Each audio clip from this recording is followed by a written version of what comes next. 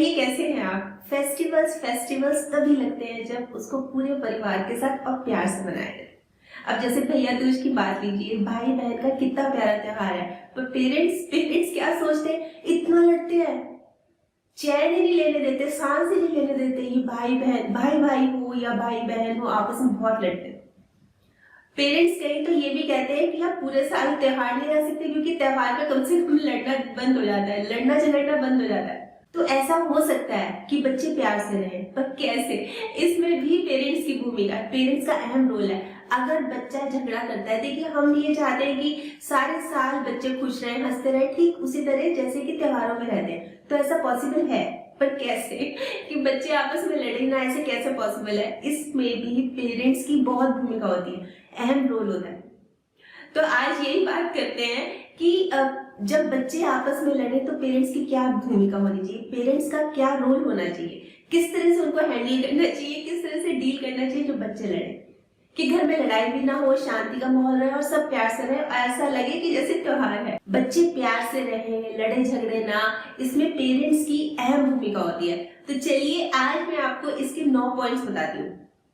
ठीक है, तो तैयार हैं आप? पेरेंट्स, फिलहाल तो मैं पेरेंट्स की बात कर रही हूँ कि पेरेंट्स बच्चों से कैसे डील करें कि जब आपस में वो खूब झगड़ते हो। सबसे पहला पॉइंट आता है, बच्चे में प्यार की भावना बचपन से ही डालें।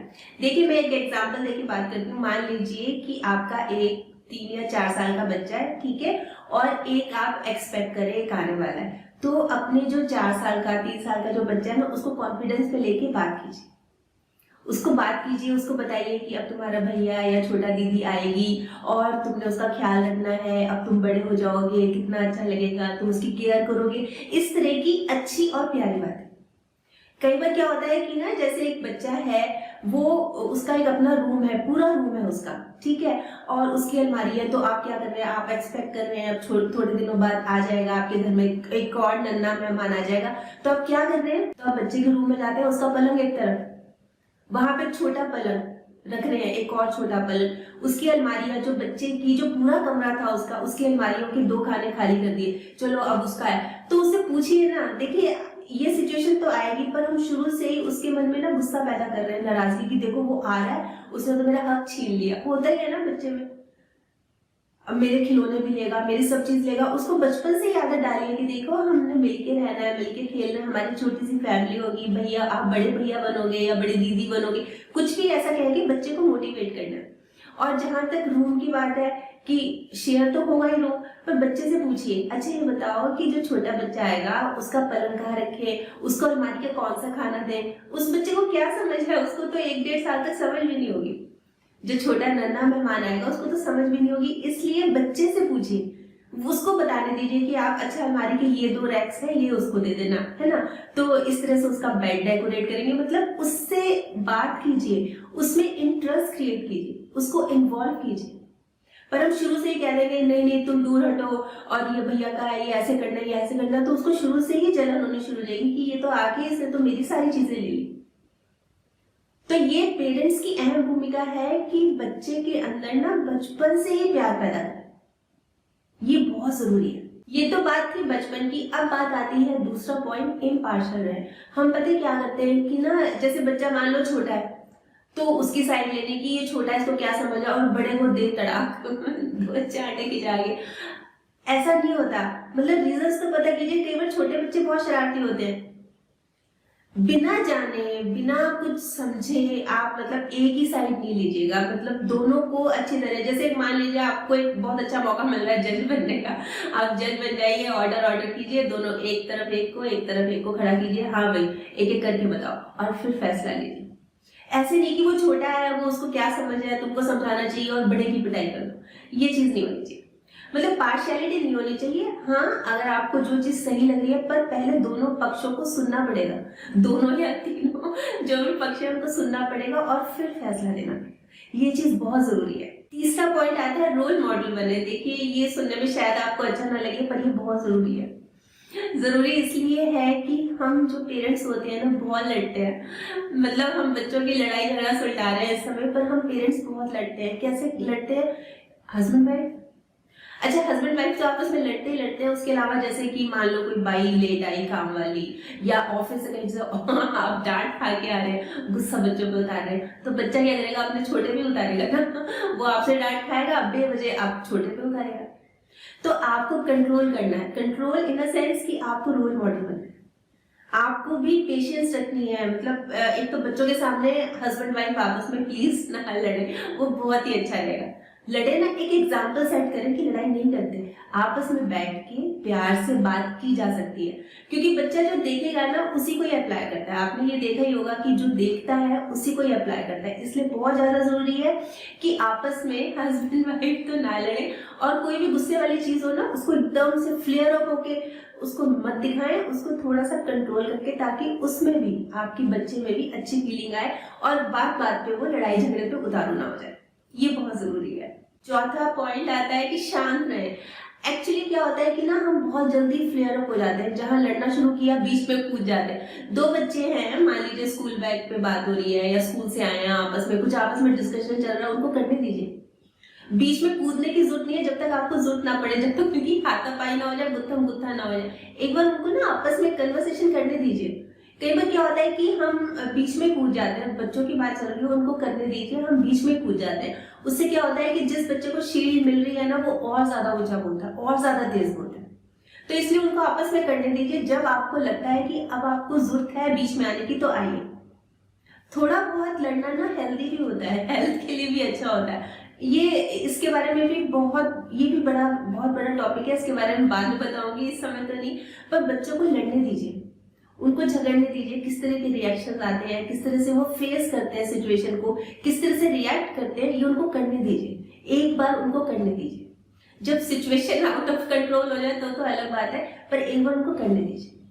और जैसे हम पेरेंट्स भी होते हैं ना, कई बार मतलब एब्यूजिव लैंग्वेज यूज करते हैं, वो चीज का भी कंट्रोल करना है, क्योंकि जब बच्चे देखेंगे ना वो भी लड़ाई करते हैं वैसी लैंग्वेज यूज करेंगे, वो बिल्कुल अच्छा नहीं है। तो इसलिए जब बच्चे लड़ रहे हो तो आप शांत रहिए, एकदम शांत। पांचवा पॉइंट आता है बिजी रखिए। देखिए, जब बच्चे स्कूल से आते हैं, ठीक है, जब स्कूल से आए, होमवर्क खत्म हो गया, टीवी भी देख लिया, अपना सीरियल भी देख लिया, अब क्या करूं क्या करूं होता ही है ना, ये तो प्रिय डायलॉग है सब घरों का, क्या करूं, बोर हो रहा हूँ, अब बताओ क्या करूं, अब बताओ क्या करूं। तो ऐसे में क्या करना चाहिए, बच्चों को बिजी रखना चाहिए। क्योंकि क्या है कि जहां पे बच्चे फ्री हुए ना, तो वहीं पे कुछ समझ तो आएगा नहीं, वही खाली दिमाग शैतान है।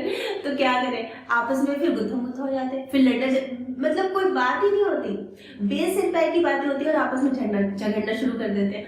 तो बच्चों को बिजी रखेंगे ना अगर हम, तो उनको टाइम नहीं मिलेगा लड़ने झगड़ने का। अब बिजी किस तरह से रखना है, ये भी एक अलग विषय है, बहुत बड़ा विषय है। पर यह है कि बच्चों को किसी ना किसी रूप में, किसी ना किसी तरह से उनको बिजी रखिए, ताकि लड़ने झगड़ने का टाइम ही ना मिले।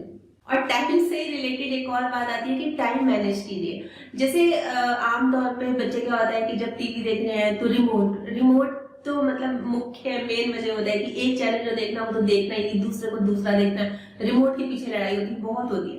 तो आप ना टाइम मैनेज कर लीजिए कि इस समय से इस समय तक तो बड़ा भाई देखेगा या छोटी दीदी देखेगी, इस समय से इस समय तक दूसरा बच्चा देखेगा। उससे क्या है कि उससे लड़ाई नहीं होगी, उनको पता है कि इस बीच में तो मैंने देखना है। अच्छा, फिर आजकल तो जैसे हम टीवी पे रिकॉर्डिंग भी लगा देते हैं, इसलिए कोई ये भी प्रॉब्लम नहीं है कि वही टाइम देखना है। एक प्रोग्राम अपना रिकॉर्ड हो रहा है और दूसरा हम अपना आराम से देख रहे हैं। तो ये इस तरह की फैसिलिटीज है, और रिकॉर्डिंग का नहीं भी है तो जो बच्चे का टाइम है, मान लो एक बच्चे का टाइम है, वो कार्टून उसी टाइम पे आती है और वो देखना है, तो उसका जिसको ज्यादा शौक है ना उसका टाइम वो फिक्स कर दीजिए। देखिए, पेरेंट्स के हाथ में होती है ये चीजें, बच्चे लड़ाई झगड़ा ना करें, किस तरह से टैकल करना है, किस तरह से डील करना है, ये पेरेंट्स कर सकते हैं और आराम से कर सकते हैं। बस जरूरत होती है थोड़ी पेशेंस की। पेरेंट्स यानी कि पेशेंस बहुत जरूरत होती है। मतलब इसको सिरदर्दी बना लेते हैं कुछ पेरेंट्स की, लड़ते झगड़ते हैं। आप तो कर सकते हैं आराम से टैकल, इतने छोटे बच्चे हैं, इनसे क्या आपको वो करना है, इनसे क्या हेडेक लेना है। और सातवां पॉइंट आता है, एक ना पनिशमेंट जार बना लीजिए। देखिए, जब होता ही है कई बार, बहुत समझा लिया, बच्चों का टाइम भी फिक्स कर रखा है हमने, फिर भी लड़ रहे हैं, मतलब उनका एक हमने उनको बिजी भी रख दिया, हमने उनका एक टाइम भी फिक्स कर दिया, टाइम मैनेज कर दिया, फिर भी लड़ रहे हैं। मतलब वो भी मौका निकाल लेते हैं, बच्चे भी बहुत स्मार्ट है ना, वो भी मौका निकाल लेते हैं, फिर भी लड़ रहे हैं। तो आप एक काम कीजिए, एक ना पनिशमेंट जार बना दीजिए कि जिस बच्चे की गलती है, जैसे आप जज बन गए थे, है ना, तो जज बन के आपने जिस बच्चे की गलती हुई है उससे बोलिए एक स्लिप निकाल लो, मतलब एक जार बना लेना है, उसमें अलग अलग स्लिप्स रखनी है। स्लिप्स भी तब बनानी है जब बच्चों का मूड अच्छा हो कि भाई अच्छा ये बताओ कि क्या क्या काम हो सकते हैं, डिफिकल्ट से डिफिकल्ट। मतलब डिफिकल्ट का क्या मतलब कि जिस काम को करने में उनका मन ही ना लगता हो, जैसे बाजार से आलू लेके आने हैं जैसे टेबल साफ करनी है, डाइनिंग टेबल, रूम की डस्टिंग करनी है, रूम को ठीक करना है, इस तरह के डिफिकल्ट काम। जैसे धोबी से प्रेस के कपड़े लेके आने हैं, बच्चों को तो ये काम तो बिल्कुल नहीं अच्छा लगता, उनको इतनी इरिटेशन होती है, मैं कपड़े लेके आऊंगा, बाजार से आलू प्याज मैं लेके आऊंगा, मतलब होते हैं बच्चे, उनको ये चीजें अच्छी नहीं लगती। इसलिए इस तरह की कि अगर तुमने अब शरारत की तो स्लिप निकालनी पड़ेगी, और स्लिप में अगर आ गया कि आलू लेके आओ तो जाना पड़ेगा। तो बच्चे उससे अवॉइड करेंगे कि भाई इस तरह की शिकायत, इस तरह की जो पनिशमेंट है इससे तो बचना पड़ेगा, मैं तो आलू लेके नहीं आऊंगा। तो बच्चे थोड़ा सा कम शरारत करना शुरू कर देंगे। पनिशमेंट जहाज बनाने का भी बहुत फायदा है। और 8वां पॉइंट आता है कि लड़ाई की वजह तलाशिए। मतलब क्या होता है कि कई बार तो होता है कि हफ्ते 10 दिन में चलो लड़ाई हो रही है, पर हर रोज हो रही है और जब भी आमने सामने होते हैं तभी लड़ाई हो रही है, तो रीजन पता करने की कोशिश करनी चाहिए। पेरेंट्स को चाहिए कि उस लड़ाई की वजह तलाश करें कि रीजन क्या है, ये लड़ क्यों रहे हैं, और उसकी तह तक जाए और उसको दूर करने की कोशिश करें। और इसी के साथ साथ 9वां पॉइंट ये आता है कि जब बच्चा अच्छा बिहेव करे ना तो उसको रिवॉर्ड भी दे। देखिए जब लड़ नहीं रहे, जब आपने बोला है, एक टारगेट बना लिया कि सुबह से शाम तक नहीं लड़ोगे, प्यार से रहोगे तो हम आपको रिवॉर्ड देंगे, तो वो रिवॉर्ड भी दीजिए। उससे बच्चों को लगेगा कि देखो हम नहीं लड़ रहे तो उसके कितने बेनिफिट्स हैं, कितने फायदे हैं और क्या क्या हमें मिल रहा है। और मिलने का ये मतलब नहीं है कि आप उसको पैसे दे रहे हैं, ऐसा कुछ नहीं है। आप आज आधा घंटा और खेल सकते हो, आप आज आपकी फेवरेट खाना बनेगा, आज आप बाहर से खाना मंगा सकते हो, बहुत सारी चीजें हैं। पर जरूरत ये है कि बच्चे अगर अच्छा काम करते हैं ना तो हमें पेरेंट्स को उनको एनकरेज भी करना चाहिए। तो ये है कुछ गाइडलाइंस। देखिए अगर हम इनको फॉलो करेंगे, अगर पेरेंट्स इनको फॉलो करेंगे तो एक घर का अच्छा एक डिसिप्लिन मेंटेन हो सकता है, जो कि बहुत जरूरी है। देखिए जब बच्चे जिस समय लड़ते हैं हम उस समय रूल्स बनाए कि ऐसे नहीं करना, ये नहीं करना, वो चीज सीखनी है। अगर पहले से ही हमने गाइडलाइंस बना रखी हो कि ऐसे ऐसे करना है, ऐसे ऐसे नहीं करना, ये चीज सही है, ये चीज गलत है, फिर उस समय प्रॉब्लम नहीं आती। क्योंकि जब बच्चे गुस्सा हो रहे हो, लड़ाई कर रहे हो, आपस में झगड़ रहे हो, उस समय हम तानाशाह बच जाएंगे तो वो भी अच्छा नहीं है।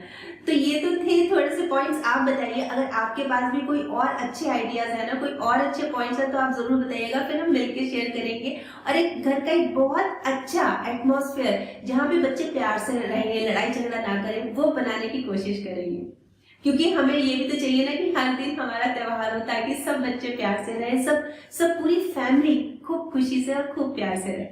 और अगर आपको ये वीडियो अच्छी लगी और आपको लग रहा हो कि किसी और के भी काम आ सकती है, क्योंकि झगड़ा तो देखिए हर घर में ही होता है, कि किस तरह से हम उसको रोक सकते हैं, काबू में कर सकते हैं और एक अच्छा खुशी वाला माहौल बना सकते हैं, तो इसको आप शेयर भी कर लीजिएगा।